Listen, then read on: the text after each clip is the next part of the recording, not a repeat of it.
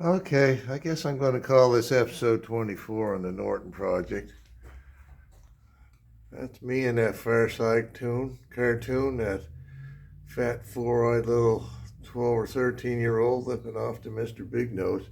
Anyway, I still like doing shop projects, and I got carried away with this big chunk of 4-inch aluminum and decided that I wanted to make my own set of exhaust collars for the bike.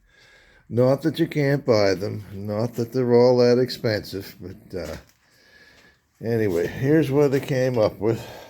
Let me unscrew that out of there.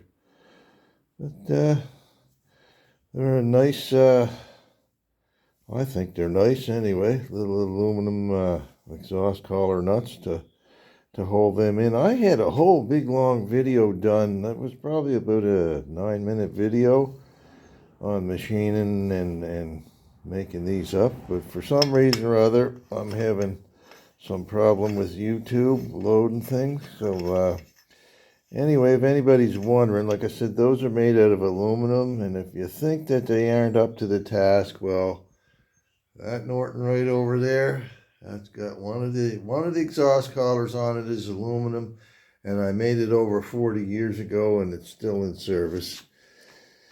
Anyway, so why do I do this kind of stuff up? Well, it's probably because I'm crazy, because I get a huge amount of satisfaction out of taking a lump of metal and making something like that up out of it. Anyway, I guess it's one of those things. Nobody's ever going to notice that those aren't.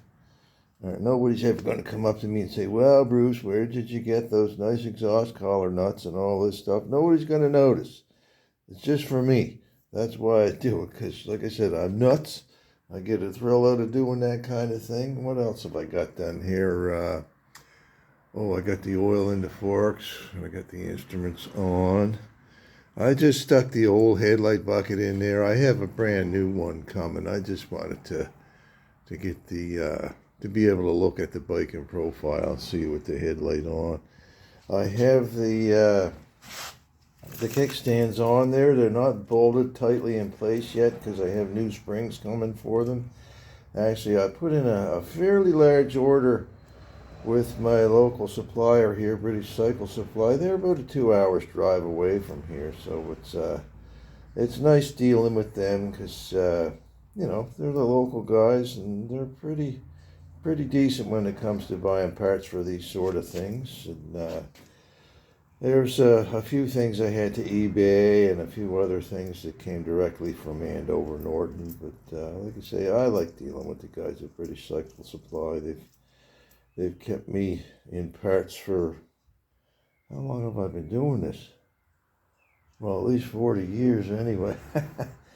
So anyway, that's going to wrap this little video up. There's not an awful lot else to talk about at the moment. I'm just getting ready to put a few things together, paint a few odds and ends like the cylinder head steady there, but I can't put that on until I get the new isoelastic rubber mounts that go into these little frames, and even back here with the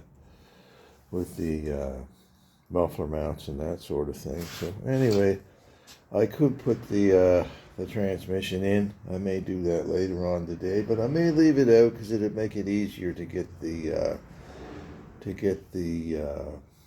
what am I talking about there? The oil filter installed. So anyway, like I said, this is a very short clip. Hopefully this will load onto YouTube for me this morning. Like I said, I was having trouble using the computer.